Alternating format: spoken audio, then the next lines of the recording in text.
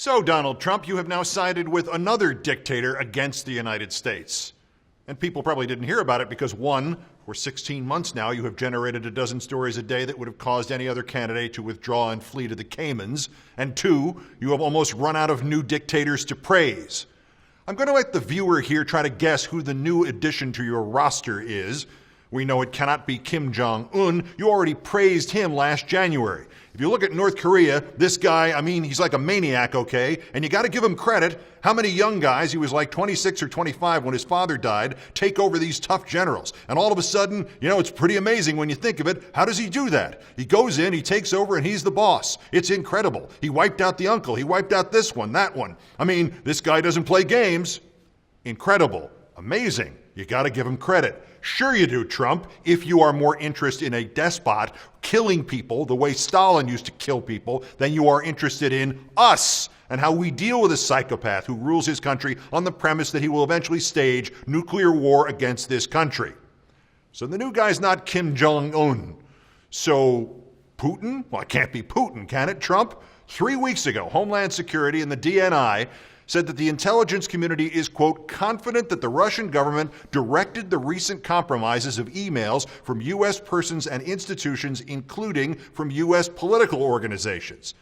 In simpler language for you, Trump, the Russians hacked us, just like you invited them to at your last news conference.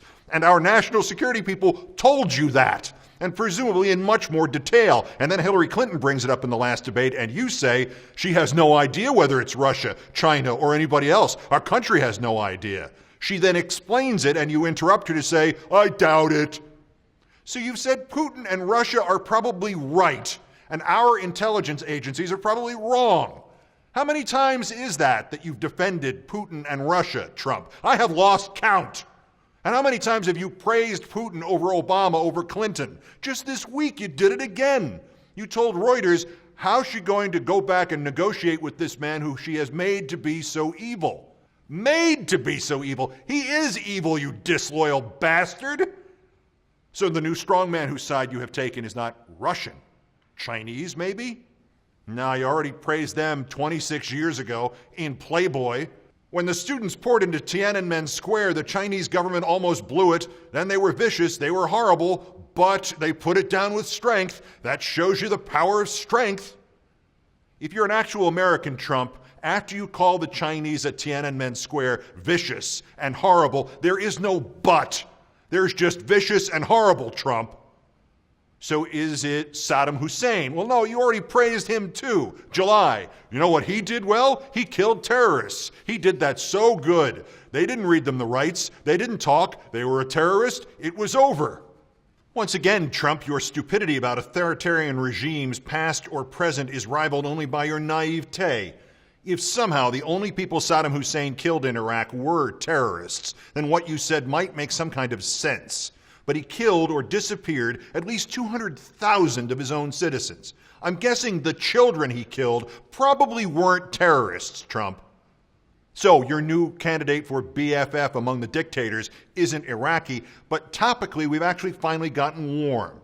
Rodrigo Duterte, the lunatic elected in the Philippines on a mandate of shooting first and asking questions later about possible drug dealers, possible drug addicts, basically anybody he thinks should die now without a trial, or often without an arrest. Approximately 3,000 dead in his first 100 days in office. Oh, and in August, Trump, this buffoon, claimed he told Secretary of State Kerry that, quote, your ambassador is a gay son of a bitch, unquote. And a month later, he said of President Obama, son of a prostitute, I swear at you. So now, in an interview with Reuters, who did you blame for this murderer Duterte insulting our leaders and damaging his country's relationship with us? Him? Of course not. He's showing power, right, Trump? Only you, Trump, could blame this on Obama. Because you think our president, quote, wants to focus on his golf game rather than engage with these tyrants. So it's Obama's fault that Duterte showed, again, quoting you, a lack of respect for our country. Our country, Trump? I hear that and I think, which country do you view as your country, as our country? For all the flag hugging, figurative and literal, when it's North Korea versus the U.S., you side with North Korea. When it's Russia versus the U.S., you side with Russia. When it's China versus the U.S., you side with China. When it's Iraq versus the U.S., you side with Iraq. And now when it's the Philippines versus the U.S., you side with the Philippines. Trump, I've asked this before, and I have to ask it again. Are you loyal to the United States of America? That's the closer. I'm Keith Olbermann. Watch this space.